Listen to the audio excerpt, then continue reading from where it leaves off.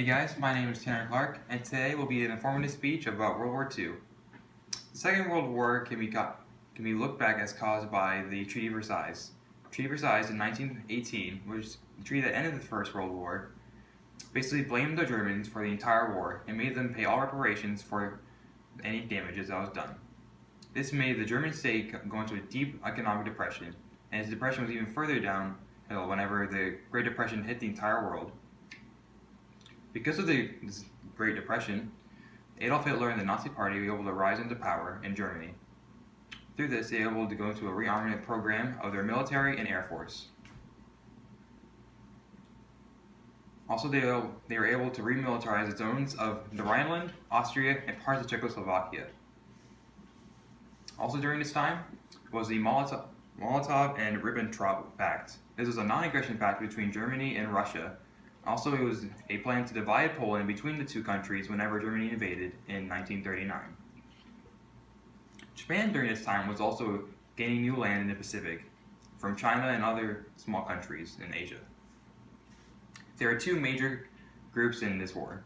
First was the Allies. The Allies consisted of the US, the Soviet Union, the United Kingdom, China, France, Poland, Canada, Australia, Yugoslavia, Greece, India, the Netherlands, Belgium, New Zealand, South Africa, Norway, Denmark, Luxembourg, Czechoslovakia, Ethiopia, Brazil, Mexico, Colombia, Cuba, the Philippines, and Mongolia.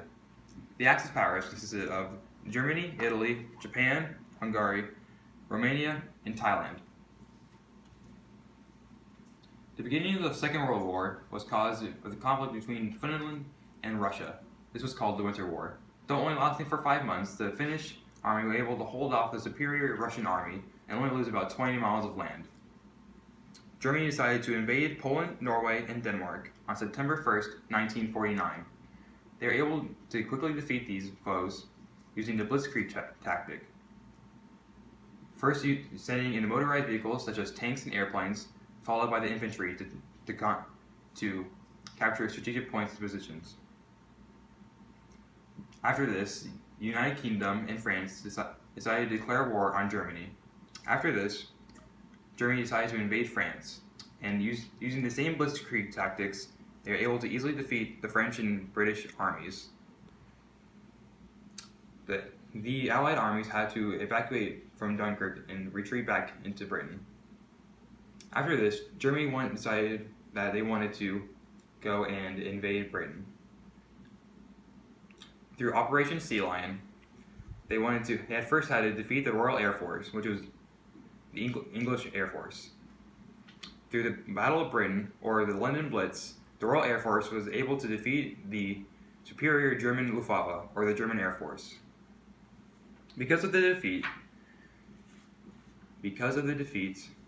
in Britain, Germany decided to turn on the Soviet Union.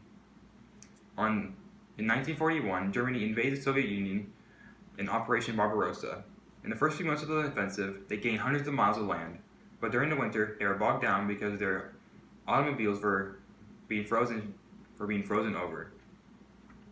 On December 7th, 1941, the Japanese attacked Pearl Harbor, hoping to cripple the U.S. Navy so they would not hinder their ambitions in the Pacific Ocean.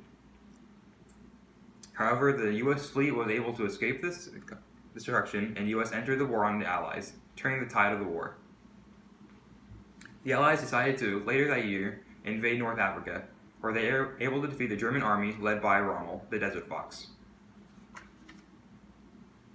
During this time was the Battle of Stalingrad, which the German army attacked Stalingrad, the jewel of the Soviet Union. This was the turning point of the Russians, because they were able to defeat the German army and go on the offensive throughout the entire war. However, this would cost 500,000 men their lives. The Japanese again wanted to cripple the U.S. fleet, so they decided to attack the Midway Islands. However, the U.S. were prepared this time and were able to cripple the Japanese fleet, turning the tide in the Pacific. The Allies invaded Sicily and Italy, and during this time, the Italians ousted Mussolini as their leader. But the Germans were able to retake their fortifications and continue fighting in Italy. On June 6, 1944, was D-Day, where the U.S., Great Britain, and the Canadians were were able to establish a beachhead in France and later conquer Paris and liberate all of France. Now all the Allies were on the offensive towards Berlin. It was a race against the clock. Though, however, during this time, the Allies discovered a horrifying truth: the Holocaust. An internment camps were everywhere, and that over 6 million Jews and millions of other ethnic groups were killed through either gas chambers or other torture devices. Later that year, the Allies met at the Yalta Conference in Crimea, where they would decide how they would divide Europe after the war.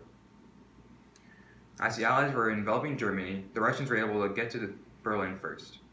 And as the Russians were getting closer to the bunker, Hitler committed suicide on April 30th, 1945. A few days later, the Nazis surrendered on May 8th. That was the end of the war.